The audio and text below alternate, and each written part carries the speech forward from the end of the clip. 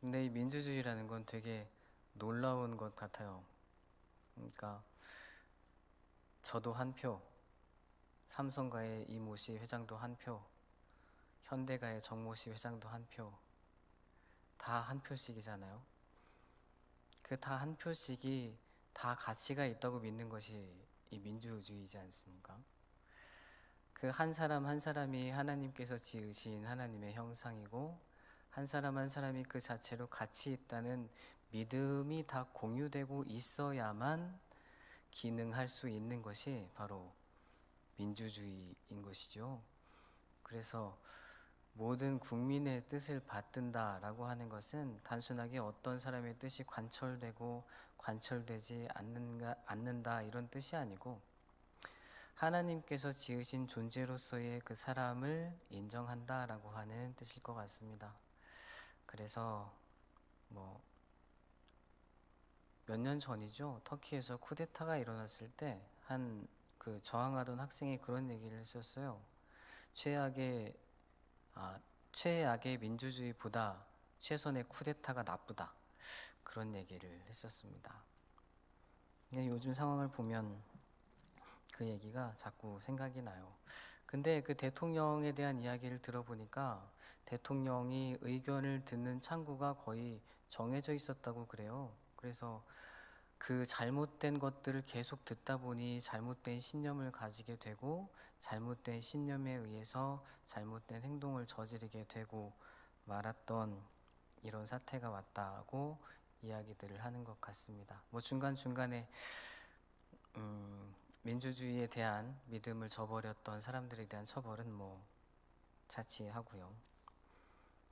그러니까 사람이 자기가 가진 신념이 잘못되었다는 것을 모르는 채로 그 신념을 열심히 따라가면 무언가 잘못된 결과를 만나게 되는 것 같습니다. 사람들이 자주 착각하는 것 중에 하나가 우리가 가진 신념이 우리 각자의 고유한 정체성인 줄로 안다는 겁니다. 내가 생각하는 것은 나만 가지고 있는 생각이다 라고 여길 때가 참 많습니다. 하지만 우리가 가지고 있는 생각은 그저 여기저기서 주워 들었거나 부모님께 배웠거나 학교에서 배웠거나 혹은 TV에서 틀어놓은 것들에서 우리 머릿속으로 흘러 들어온 것일 뿐일 때가 훨씬 많습니다. 교사대학 때도 잠깐 우리 김두호 목사님께서 그런 강의를 해주셨는데, 그것이 잠재의식이라고 불리면서 우리가 접하는 모든 것에서 우리 안으로 들어와 생각을 구성하지만, 그것은 잠재의식이라고 불리기보다는 오히려 우리 생각 그 자체, 신념 그 자체라고 불리는 것이 옳을 것 같습니다. 그래서 사람이 그 생각을 가지게 되는 데는 환경의 영향이 굉장히 큽니다. 어떤 환경에 있느냐. 예를 들어 대통령처럼 소통의 창구가 한 군데밖에 없다면 그 환경의 영향을 받게 되는 것이죠. 톨스토이라는 사람이 부활이라는 책에서 이런 얘기를 해요. 사람은 다 비슷한데 그냥 흘러가는 강물과 같은데, 이 물이 흘러 들어갈 때 어떤 물은 폭이 좁은 곳으로 흘러 들어가고, 어떤 물은 바위를 타고 가고, 어떤 물은 찬 데 만나고, 어떤 물은 따뜻한 데 만나서 결과적으로 다른 곳을 흐르게 되면서 다른 결과를 낸다. 그러니까 다 똑같은 사람이다. 결과는 다를지 몰라도. 그러니 그가 가진 신념이 그가 가진 정체성을 대변하는 것이 아니다 라고 한 얘기를 합니다. 그러니까 세상 사람들 얘기로 하자면 생각이라는 것은 우연의 산물이고, 우리가 하나님에 대한 신앙을 바탕으로 이야기를 하자면 우리의 머릿속에 들어와 있는 생각의 근원과 이유를 우리는 전부 다 알 수 없는 하나님의 섭리 속에 우리는 들어와 있다라고 이야기할 수 있습니다. 그런데 각자가 가진 생각들이 내가 아는 세계의 전부이기 때문에 우리는 그 생각들에 붙들리게 되고, 그것이 나라고 생각하고, 그것을 나라고 생각하며 내 손에 쥐고서 다른 사람들과 반목하고 다른 사람들을 바라보지 못하게 될 때가 있습니다. 오늘 예수님께서 들려주신 선한 사마리아인의 비유에서도 그렇게 자기 생각에 붙들린 한 사람이 있습니다. 이 율법학자가 나와서 예수님한테 물어봐요. 영생을 얻으려면 어떻게 해야 됩니까? 그랬더니 예수님께서 율법에는 뭐라고 말씀하시고 있느냐? 그랬더니 하나님을 사랑하고 이웃을 사랑하는 것입니다. 그렇게 대답을 해요. 그러니까 이 율법학자가 예수님께 조금 더 낫게 보이려고, 잘난 척을 하려고 이웃이 누구입니까? 이렇게 물어봤더니 예수님께서 이 얘기를 들려주십니다. 이 율법학자는 자기의 이웃이 누군지 분명히 정해놨던 것 같아요. 그리고 그 이웃이 누군지 예수님께서 대답해 주시기를 바라셨죠. 결론부터 얘기하자면 이 율법학자는 그걸 원했을 겁니다. 하나님께서 택하신 선민인 우리 유대인들, 아브라함의 율법 안에 있는 우리 유대인들, 그 유대인들이 우리의 이웃입니다 라고 대답해 주기를 원했을 것 같습니다. 그런데 예수님께서는 전혀 다른 얘기를 들려주시죠. 우리 예수님께서는 그 자기 생각에 붙들린 다른 사람들이 어떻게 행동할까 하는 얘기를 들려주십니다. 길 가다가 강도를 만나서 한 사람이 쓰러졌는데 그 사람이 쓰러진 것을 보고 제사장은 지나가고 레위인도 지나갑니다. 왜냐하면 제사장과 레위인은 시체를 만지면 안 되기 때문이죠. 시체를 만져서 거기서 오염된 것이 묻기라도 하면 공동체를 파괴하는 일이 되기 때문에 하나님께서 율법으로 제사장과 레위인은 사체를 만지지 말도록 정해두셨습니다. 그래서 제사장과 레위인은 혹시나 죽었을까봐 그 사람을 만지지 못하죠. 그런데 사마리아인은 사람이 쓰러져 있으니까 가서 그 사람을 일으켜 세웁니다. 그리고 자기가 가진 돈을 가지고 긍휼을 베풀고 여관에 묵게 하고, 그리고 혹시라도 모자라면 이 돈을 쓰시오라고 돈까지 더 맡겨주고 떠납니다. 그러면서 예수님께서 누가 이웃이냐? 라고 물어보시죠. 근데 그 질문에도 율법학자는 누가 이웃인지 대답하지 않습니다. 자비를 베푼 자입니다. 이렇게 대답하고 말죠. 그러니까 율법학자는 한 가지 생각에 붙들려 있어요. 우리가 구원받는 것, 우리가 이웃을 사랑한다고 하는 것은 반드시 유대인으로만 향하는 사랑이다 라고 이 율법학자는 이미 규정짓고 있는데, 예수님께서는 그 율법이 어떤 결과를 낳게 되는지를 말씀해 주십니다.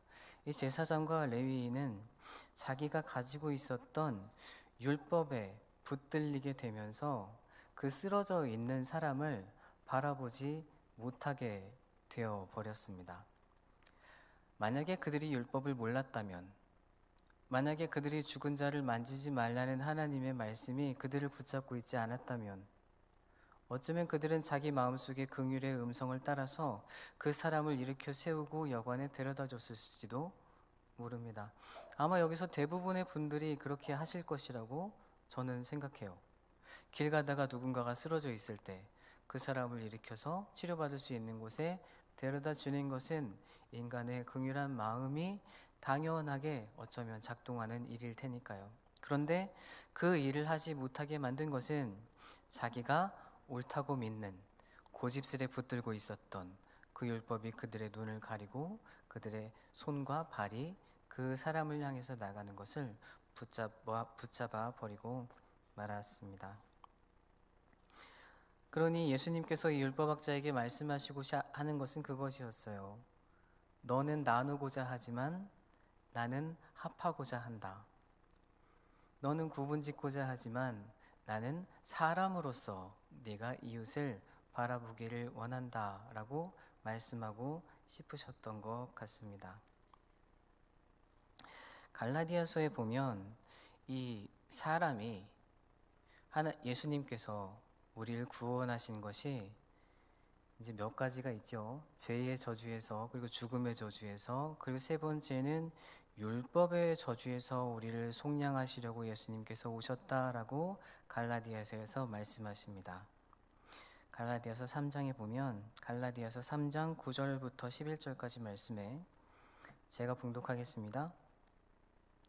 혹시 찾을 수 있으시면 찾으셔도 괜찮고요. 갈라디아서 3장 9절부터 11절에 그러므로 믿음으로 말미암은 자는 믿음이 있는 아브라함과 함께 복을 받느니라. 무릇 율법 행위에 속한 자들은 저주 아래에 있나니 기록된 바 누구든지 율법책에 기록된 대로 모든 일을 항상 행하지 아니하는 자는 저주 아래에 있는 자라 하였음이라.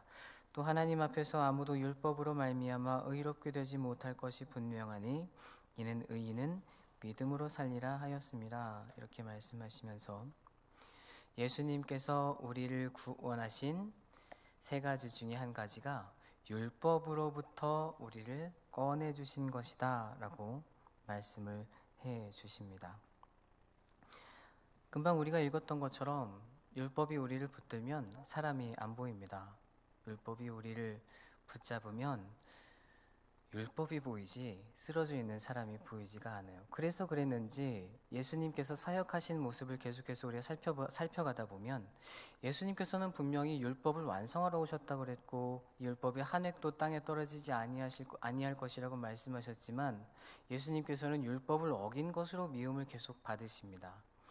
예를 들어서 예수님의 제자들이 안식일에 지나가다가 밭에서 이렇게 밀을 훔쳐서 까불어 먹잖아요.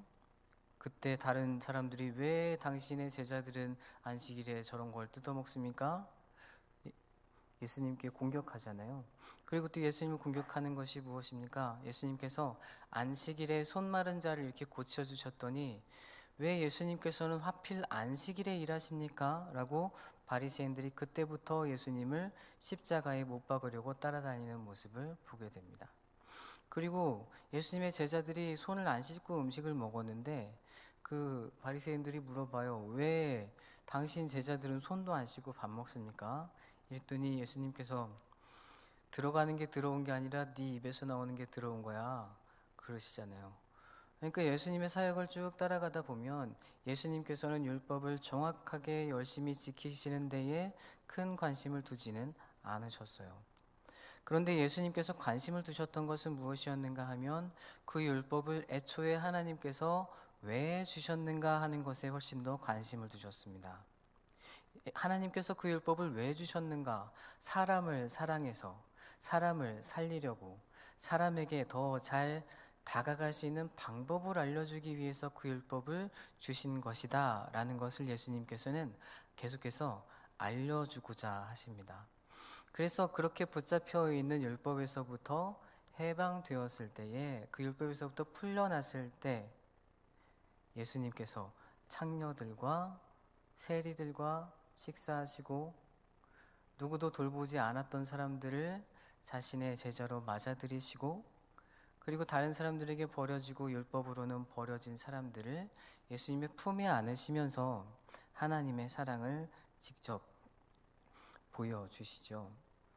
그러니까 예수님께서는 율법을 적극적으로 지키시면서 그러기 위해서 율법을 지키지 않으시는 모습을 보여주셨어요. 그런데 오늘 말씀에서 읽었던 것처럼 율법학자들과 같은 사람들은 자신의 생각에 붙들려서 거기에 자신의 정체성을 투사하고 마치 그것이 다른 사람들을 판단하고 다른 사람들을 평가할 수 있는 기준이 되는 것처럼 살았기 때문에 예수님께서 이 율법학자를 끝까지 옳다고 하시지는 않았던 것입니다. 근데 오늘날 보면 우리가 성경의 시대처럼 그런 엄격한 규칙에 엄격한 율법에 매여 있진 않지만 오늘날에 보면 더 많은 다른 율법에 매여 있는 것처럼 보일 때가 굉장히 많습니다.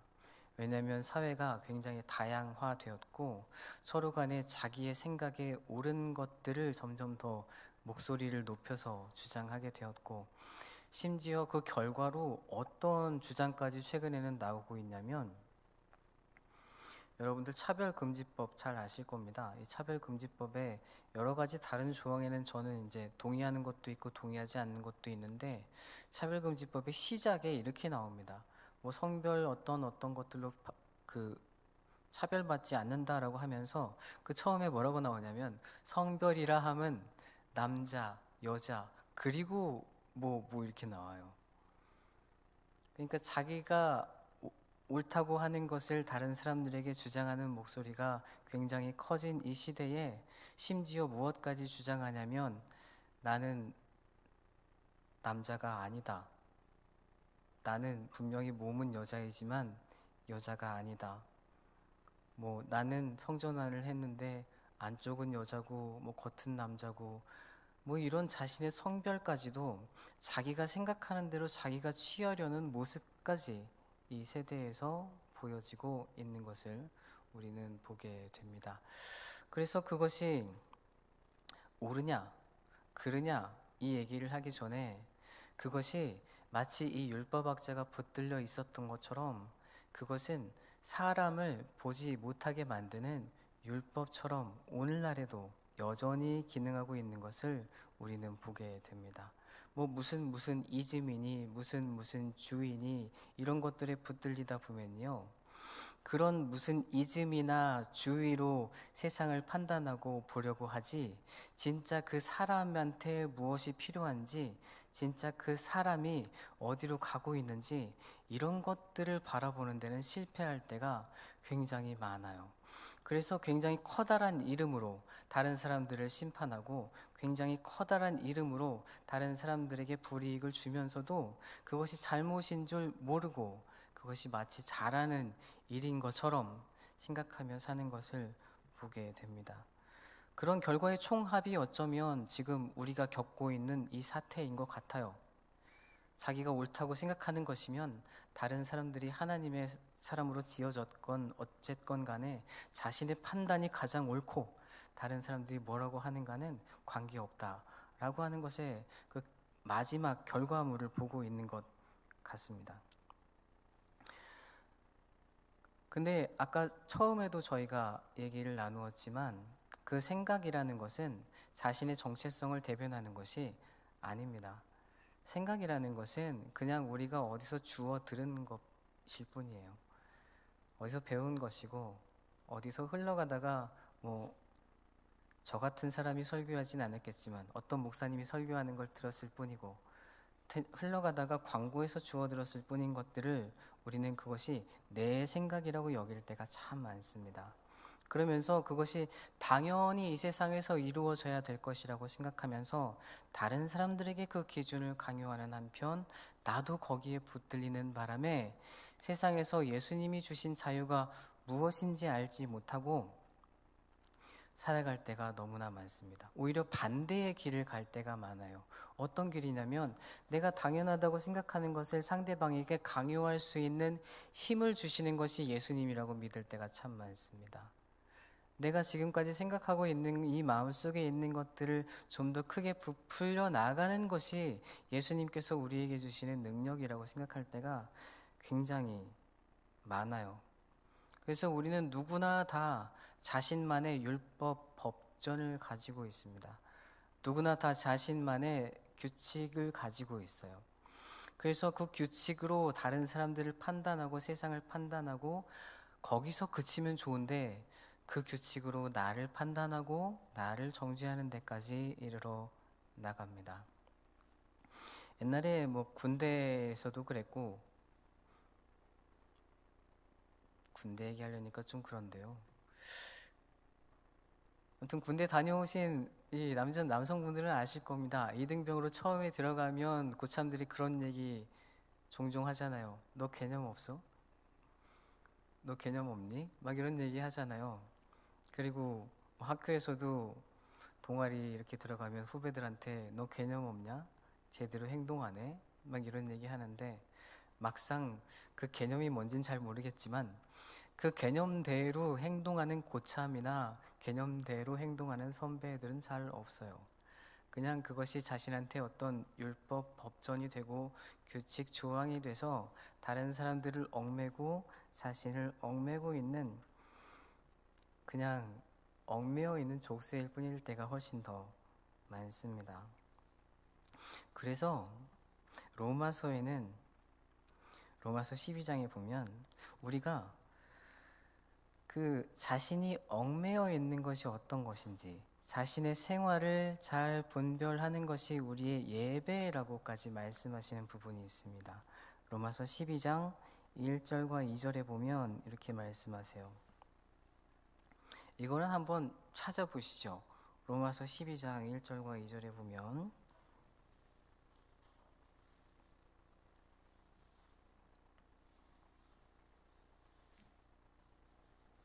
제가 봉독하겠습니다.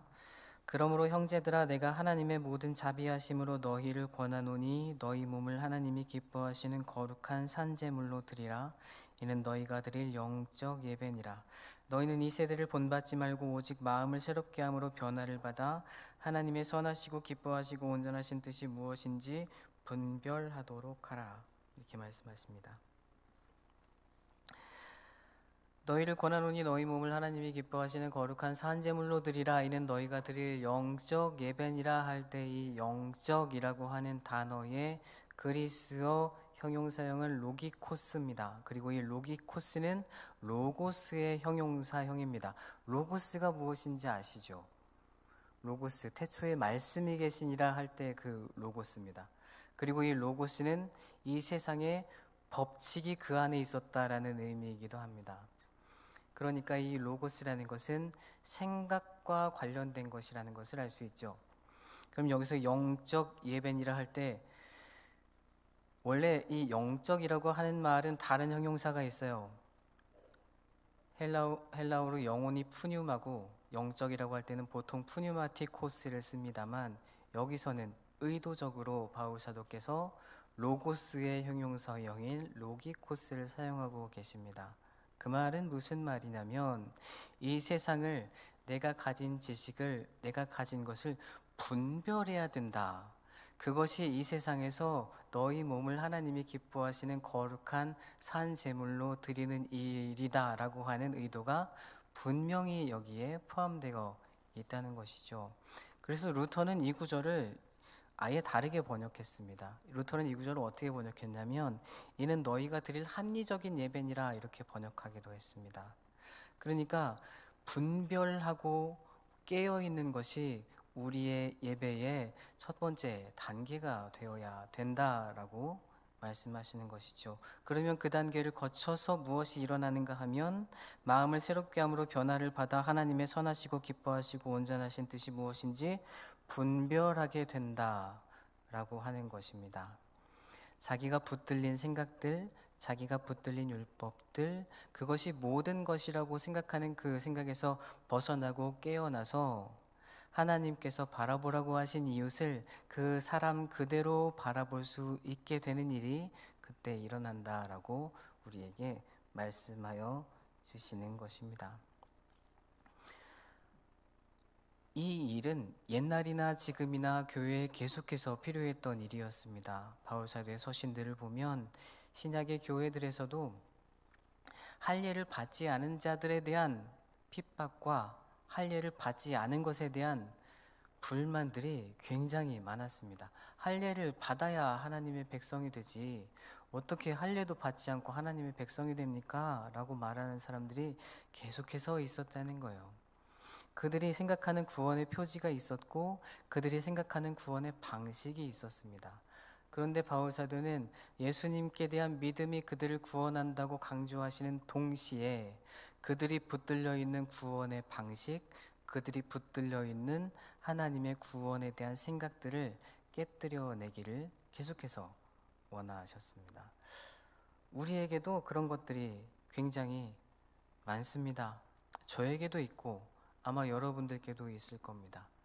뭐 이렇게 하는 것이 당연하지, 이렇게 해야만 하는 것이지 하는 생각들이 우리 안에도 다 있습니다.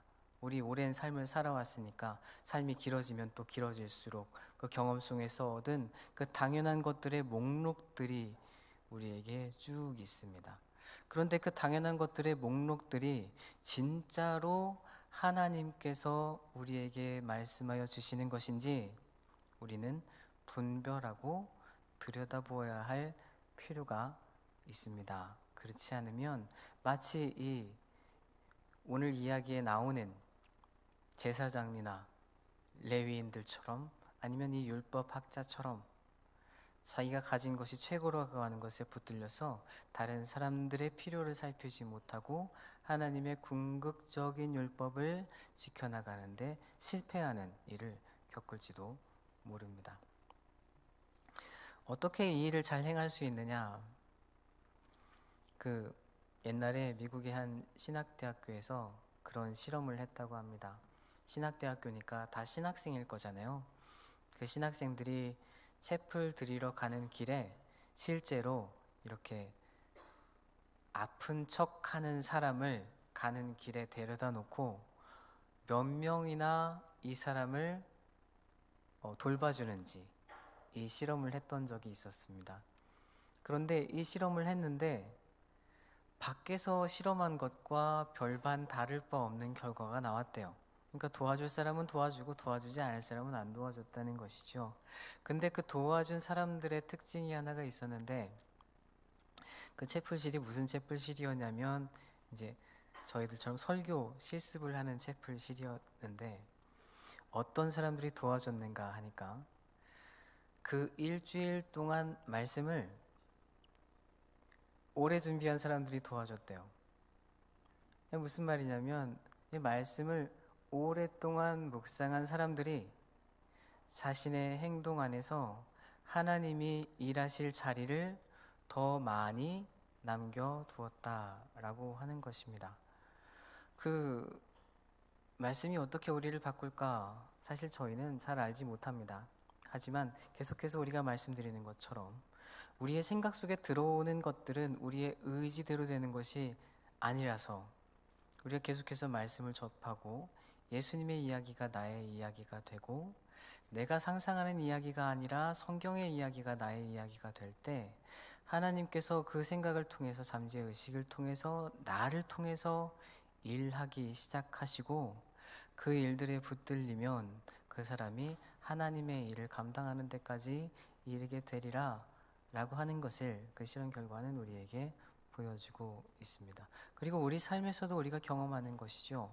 하나님의 말씀을 더욱더 가까이 접하면 접할수록 그것들이 나를 바꿔내는 것을 우리는 경험합니다. 제가 제 아내하고 닮았다는 소리를 들은 지 한 10년 정도가 됐어요. 그 전에는 그렇게 닮았다는 소리를 많이 듣지는 못했습니다. 그러니까 살다 보니까 조금씩 닮아졌다라고 할 수 있겠어요. 사귐을 가지면 그 사귀는 대상과 우리는 어느 정도 닮아가게 됩니다.